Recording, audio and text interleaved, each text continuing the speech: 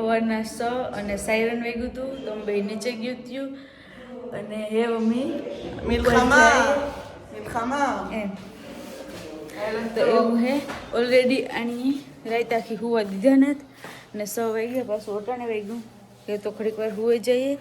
By bye, Radhe Radhe, bye, પામ રાધે રાધે, રાધે રાધે. દાદીનો નાસ્તો થઈ ગયો રેડી. આ છે દાદીનો નાસ્તો. આમાં હે તે બોરેકાસ, એંડુ એન્ડ ટમેટું. હેલો, રાધે રાધે. કેમ છો બધાય? મજામાં? તો આજ તમને મેં બહુ સવારના પૂરમાં 6 વાગ્યામાં મેં દેખાડ્યું એ રીતના સાયરન વાગ્યું હતું તો એ પછી નથી વાગ્યું. આજે મારે શનિવાર છે, અમે ફ્રી છે આખો દી. તો પછી આખી રાત છે ને એટલે મારે નીંદર થઈ નથી કેમ કે દાદીની છોકરી ને દાદી બે રાતી બાંધતી હતી રાયડું નાખે નાખીને કેમ કે ઓલી ખબર નહીં ટિકટોકમાં કે કેવાકમાં લાઈવ ઉતી ને આ બધી હોલમાં લાઇટું ચાલુ કરે અને આ ફૂલથી બોલતી હતી. તો મારો રૂમ સાંભો જ છે તો મને તો ડિસ્ટર્બ થતું હતું પણ હું કંઈ કે ન હોગા કેમ કે એ આપણે ત્યાં કામવાળા છે એટલે કંઈ કહેવાય નહીં. તો મેં તો એને કંઈ ન કીધું પણ દાદી સાંભળે ગા તો દાદી ફૂલ રાયડું નાખ્યું અને ફૂલ ખીચકાણા કે તું વહી જાય કે અટાણે નટાણે આ ને તેને ફૂલ બાંધનું થયું. તો પછી હું ઊભી થઈને આવી. મેં કીધું હુઈ જાઉં બે. મેં કીધું બાથરૂમમાં મારે હુઈ જાઉં, મારે સવારે ઉઠીને કામ કરવું હોય. તો પછી એના લીધે પાછું 6 વાગે સાયરન વાગ્યું તો એના લીધે જ સવારે દાદી પણ 9-10 વાગે ઉઠ્યા અને હું પણ 9-10 વાગે ઉઠી. તો આખો દી પછી પાછી હું હુઈ ગઈ હતી, હમણાં પાછી ઉઠી. તો બસ એવું હે. અને હાલે સાયરનું ને બાધણા અને ખબર નહીં કીધું આ બધું પૂરું થાય તો એ રીતના. ને અત્યારે કંઈ કામ તો હોય નહીં જે રીતના શનિવાર છે. અને હું કાલે બહાર ગઈ હતી તો થોડીક થાકે ગલે ઉતી તો પછી આરામ જ કર્યો, કાંઈ ગઈ નહીં. અને સાયરન વાગે એ વાટું હું બને એટલી ઓછી બહાર જાઉં. તમને બધાની ખબર જ છે કે દાદીનું લેવાનું હોય ને કોઈ એવું જરૂરી કામ હોય તો જ નીકળ્યા. તો એ રીતના છે. અને તમે બધા જોવો જો ઇઝરાયલમાં કામ તો અમે કરીએ જ પણ માથે આ જે વોરની સિચ્યુએશન આવું બધું હાલે તો એ થોડુંક અઘરું છે. હા, ઘણા કહેતા હે કે તમે પૈસા હાટું ના પડ્યા આ તે, પણ ખબર નહીં જીવને ચાલતો હોય પાછું આવવાનું થાય કે ભાઈ આવ્યા તો કમાઈ લઈએ આ તે બધી વસ્તુ છે.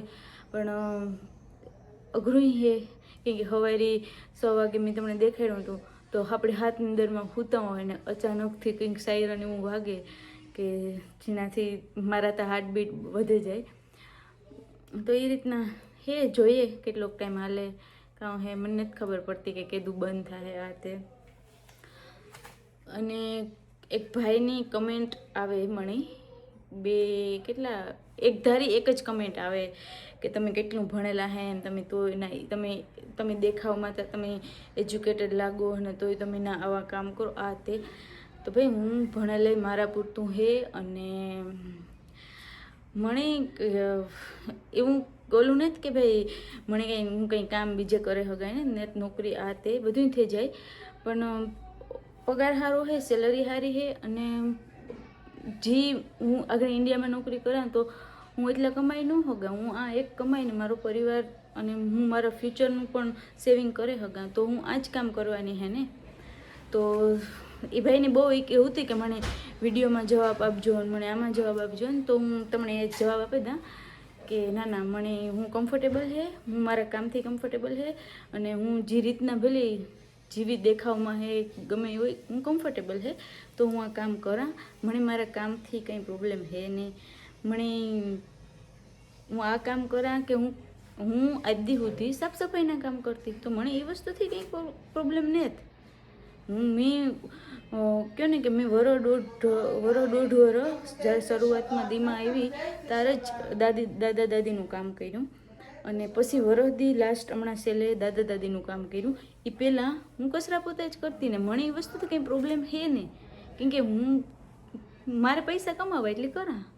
એટલે બધા એના અલગ અલગ માઇન્ડસેટ હોય તો હે. અને એટલે મને કંઈ તમારી કમેન્ટ આવતી હતી એટલે જવાબ દીધો. બસ એ જ છે, કંઈ ખાસ છે નહીં. અને ઇઝરાયલમાં ઘણા બધા આવવાની ટેકમાં એજન્ટના આ તે નંબર મને માગે તો અટાણે તો આવી સિચ્યુએશન છે એટલે આ તો બધું બંધ છે. અને એજન્ટના નંબર ઘણા બધા એજન્ટો છે અને ઘણા બધા ઇઝરાયલ ઇઝરાયલ આવવાનું કરે ને ઘણા બધા એજન્ટો પણ છે. તો હવે હું પર્સનલી કોઈને એટલા મને ન ખબર હોય તો હું તમને એ એજન્ટના નંબર કે એ એજન્ટનું કંઈ પણ ન આપે હગા.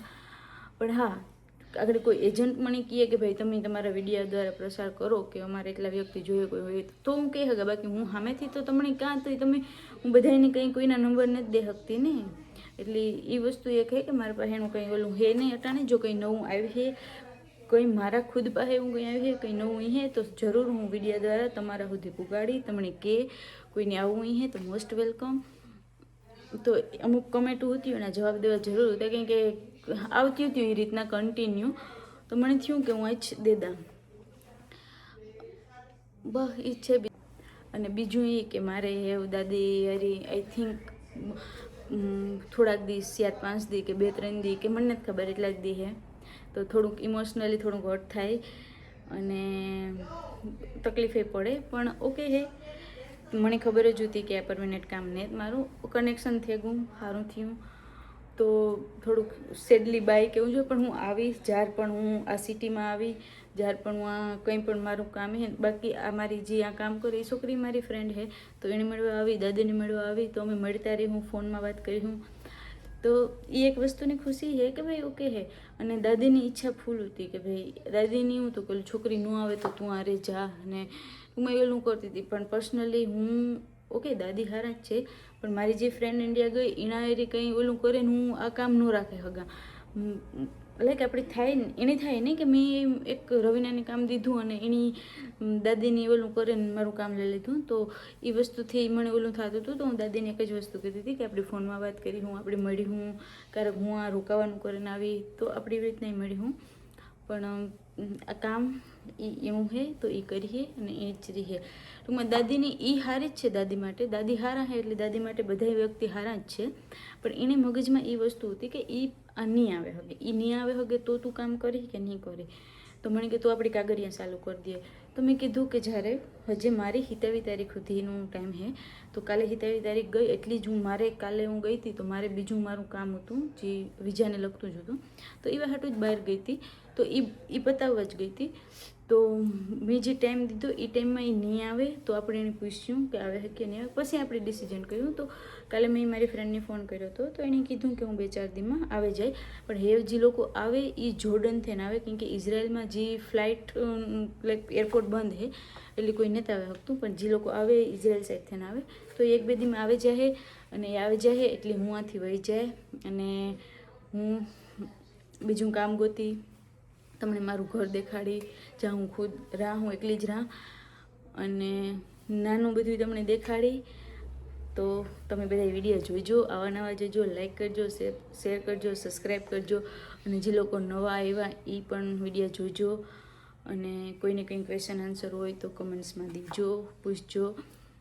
અને એક બિનનું હા ઓલું મેં ઓલું બનાવ્યું હતું ને, ક્યાં બનાવ્યું હતું જામ. તો એ બેનની એક કમેન્ટ હતી કે જામ કઈ રીતના બનાવ્યું, તમે રેસીપી આપો. તો જામમાં કંઈ હતું નહીં દાદી. 1 કિલો સ્ટ્રોબેરી હતી અને 1 કિલો ખાંડ હતી. એ નાખી અને એને પાકવા દીધું જ્યાં સુધી એ સ્ટ્રોબેરી હાવ સોફ્ટ ન થાય ત્યાં સુધી. તો એ રીતના કોઈને બનાવવું હોય તો બનાવી લેજો. તો એવું મારો વિડીયો પૂરો કરા. Thank you so much. અને તમારા બધાના સપોર્ટથી મને એ વિડીયો બનાવવાની હિંમત જડે, હું બનાવવા, તમે બધા જોવો. અને ઘણા બધાની કમેન્ટ્સ સારી આવે, ઘણાની ખરાબ આવે. તો એને હું ઇગ્નોર કરા, કેમ કે મને હું એ કોઈની કમેન્ટમાં ધ્યાન નથી દેતી. તો જેને સારી આવે એને બધાને થેન્ક યુ, અને ખરાબ આવે એને બધાને થેન્ક યુ કે તમે એટલી બધું મારા હાટું રિસર્ચ કરો ને કમેન્ટમાં આવે ને ખરાબ લખવા આવો તો એના માટે પણ થેન્ક યુ.